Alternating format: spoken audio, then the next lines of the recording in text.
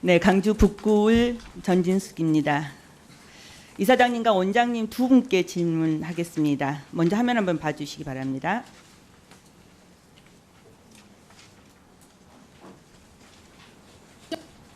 시험에 응시할 내년 초 전공의 3천여 명이 치르는 전문의 자격 시험. 9월 말 기준 시험에 응시할 수 있는 전공의는 총 576명으로 집계됐습니다. 원래 배출됐어야 할 전문의의 20% 수준입니다. 네, 내년 전문의 응시 가능 전공의가 576명입니다. 올해의 20% 정도밖에 지나지 않습니다.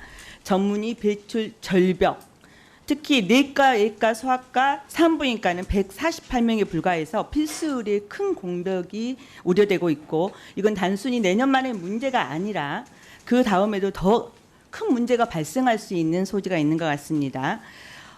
도대체 왜 여기까지 왔을까요? 제가 생각을 했을 때는 정부의 밀어붙이기식 의대 증원 2,000명에 기인한다고 생각을 합니다. 두 분께 같이 질문 드리겠습니다. 2,000명 증원 찬성하십니까, 이사장님? 짧게 그냥 찬성 반대 말씀하시면 됩니다. 네, 증원에는 찬성합니다.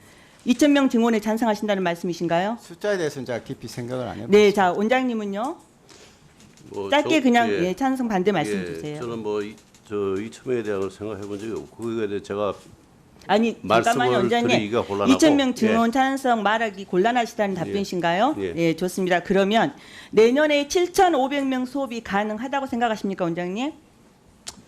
그 실습을 하는 경우는 거의 불가능하겠죠. 예, 불가능. 실습을 하면 불가능하다. 강의만 하는 경우는 모르겠는데 예, 이론만 실습- 하면 가능하다는 말씀이신가요? 그러면 그것도 힘들겠죠. 그게. 예, 좋습니다. 자, 이사장님은요? 7,500명 내년에 예과기 때문에 가능은 할 겁니다. 수업이 가능하다. 이 말씀. 그러면 제가 OX로 답해 주시기 바랍니다. 휴학은 개인의 권리가 아니다.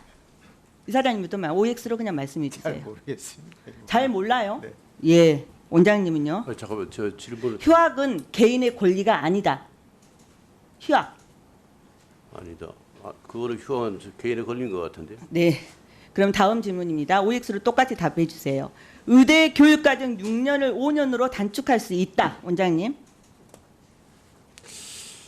저는 6년밖에 안 받아봐가지고 5년은 불가능할 거라고 봅니다. 네. 자, 이사장님은요? 저도 잘 모르겠습니다. 이 부분. 이사장님 모르신 게 참 많으시네요. 자, 4,000명을 증원하는데 2,000명은 최소이다. 이사장님. 숫자에 연연하지는 않습니다. 저는 네. 2,000명일지 3,000명일지는 모르겠습니다. 그냥 증원이 되면 된다. 몇 명인지 모르겠으나. 그럼 우리 원장님은요? 뭐 전용하는 거는 맞는데 제가 2,000명, 4,000명 제가 그 근거를 안 따져봐서 제가 그 정확한 명수를 말씀드리기가 곤란합니다. 예, 좋습니다. 어떤 정부의 인사가 방금 질문 드렸던 답변 이야기들을 최근에 했습니다. 그래서 오히려 지금 의료 사태라고 하는 이 상황을 오히려 악화시키고 있는 상황입니다. 자, 두 분은 아까 우리 존경하는 장종태 의원님께서도 말씀하신 것처럼 필수 의료에 종사해 오신 보건의료 전문가이시죠. 그리고 또 아마도 그 분야에서 최고의 권위를 가지고 계시기 때문에 지금 현재 그 자리에서 일을 하고 계시지 않는가 싶습니다. 그러면서 건강보험을 책임지는 수장인데요. 2,000명 증원 결정부터 현재까지 문제 해결을 위해서 대통령께 진언을 하신 적이 있으십니까, 이사장님? 답변을 그냥 정확하게 하시면 됩니다. 했다 안 했다? 하신 적이 없으십니까? 하셨습니까? 직접 한 적은 제가 없습니다. 직접 한 적은 한 번도 없다. 예, 그러면 우리 원장님은요? 뭐 저도 마찬가지입니다. 예, 두 분은 직접 한 적이 없다고 이렇게 말씀을 하시는데 최소한 말씀을 하실 수 있는 이치입니다. 두 분은. 그렇죠.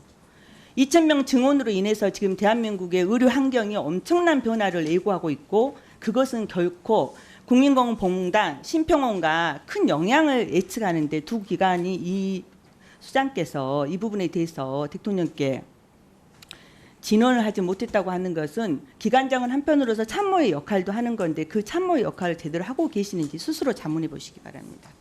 질문 드리겠습니다. 자동차 보험 약칭 관련 질의입니다. 화면 한번 보시기 바랍니다. 보시는 대로 작년 3월에 2023년 3월에 4개의 기관이 객관적 묵은 멸균이 입증된 약침을 사용하기로 합의를 했고 2024년 2월에 쭉 한번 화면 계속 보십시오. 그러면 결론적으로 인증 온해탕전실 약침이 아니어도 무균 멸균을 입증하여 수가를 인정한다는 얘기인데요. 문제는 3월 25일 심평원이 4월 20일까지만 미인증 온해탕전 약침을 인정한다라고 이야기를 했습니다. 맞죠? 맞으시죠? 예. 예. 인증된 4개의 온해탕전실 약침만 인정한다는 것은 말씀 주신 보시는 대로 국토부 고시에도 반하고요. 이해관계자의 의견 수렴도 거치지 않는 일방적인 행정 이런 걸 보면서 어떻게 뒷배가 있지 않고서야 이렇게 도둑 행정을 할 수 있을까? 한정된 시간을 놓고 이런 생각이 좀 듭니다.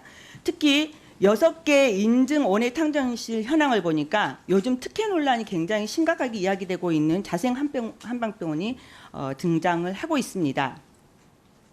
문제는 인증 온해탕전실을 이용하는 의료기관 신고 현황도 실명이 아닌 이니셜로 제출되어 있고요. 더 큰 문제는 의료기관에서 약침을 사용한 후 보험 청구에 탕전실 이름을 입력하지 않아도 보험료를 지급한다고 하는 겁니다.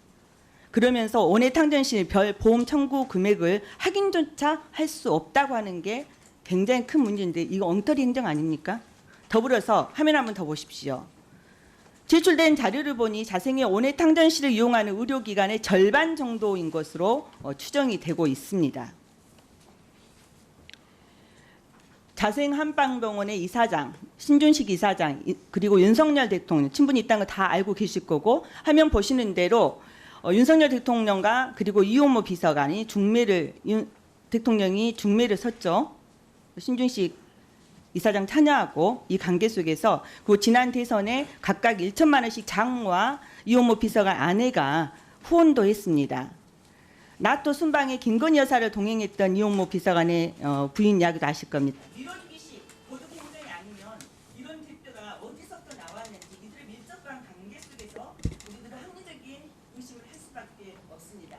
이 부분에 대해서 보건복지부 담당 국장과 함께 행정에 대해서 감사할 필요가 있다고 생각하지 않으십니까? 답변하실 필요 없습니다. 그 심평으로 의견도 좀 들어봐야 되지 않겠습니까?